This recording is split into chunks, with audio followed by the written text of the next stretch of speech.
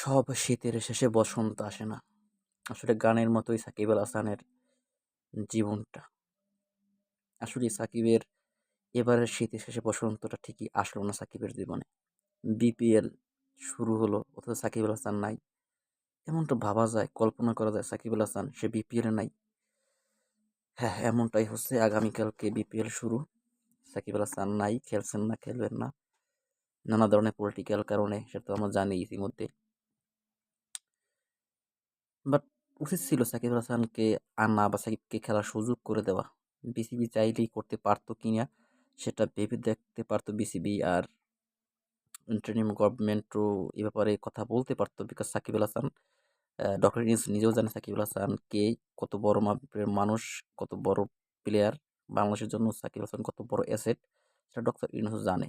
But আমি জানি না ডক্টর ইউনূসের কাছে এই নিউজটা পৌঁছেছে কিনা যে সাকিব আল হাসানের এই সমস্যাটা পলিটিক্যাল কারণে সে দেশে আসতে পারতেছে না, খেলতে পারতেছে না। এটা আমি জানি না ডক্টর ইউনূসের কাছে এটা পৌঁছেছে কিনা। আই গেস মনে হয় না। যদি করতে তাহলে উনি অবশ্যই এই বিষয়টা কনসিডার করতো।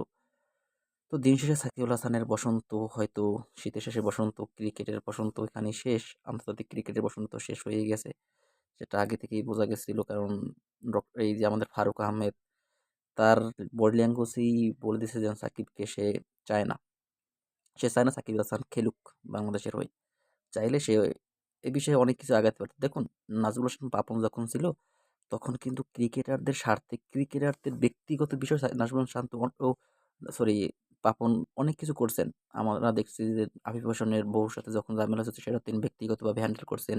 মিরাজের বাড়ি নিয়ে সমস্যা, সেটা আর কি প্রত্যেকটা ক্রিকেটারের সাথে নাজমুল হাসান পাপনের একটা অন্য রকমের রিলেশনশিপ ছিল, যার কারণে যে কোনো সমস্যার সমাধান করতে পারতেন। কিন্তু এই যে বোর্ড, আমাদের কোটার বোর্ড, সে কি চাচ্ছে নিজেও জানে না। তিনি এবারে বিপিএলটা অনেক ধুমধাম করে করতে আসছেন, যার কারণে যেটা আমরা দেখতে পাচ্ছি যে বিপিএল এর প্রাইজ মানি 2 কোটি টাকা, অথচ তিনি পাকিস্তানের ফতে আলীকে 3,40,00,000 টাকা দিছে 2 ঘন্টা গান গাওয়ার জন্য। তিনি এটা আর কি দেখেছেন আমরা অনেক কিছু আগের বিপিএল চাই আমরা ধুমধাম করে করতে আসি, এরকম কিছু একটা। কিন্তু দিন শেষে বিপিএল এর সেরা ক্রিকেটার সাকিব আল হাসান, বিপিএল এর সেরা ক্যাপ্টেন মাশরাফি বিন মুর্তজা নাই। এটা বিশাল অপূরণীয় ক্ষতি বিপিএল এর জন্য, যেটা আমরা সামনে বিপিএল চলাকালীন দেখতে পারবো যে ওই রকম ক্রেজ নাই। কারণ সাকিব আল হাসানের যে একটা বিশাল ফ্যান বেস, সাকিবিয়ান, তারা তো অলরেডি মুখ ফিরিয়ে নিছে। সাকিবিয়ানের মুখ ফিরিয়ে নিছে না, সাকিবিয়ান তো মুখ ফিরিয়ে নিছে বিপিএল থেকে।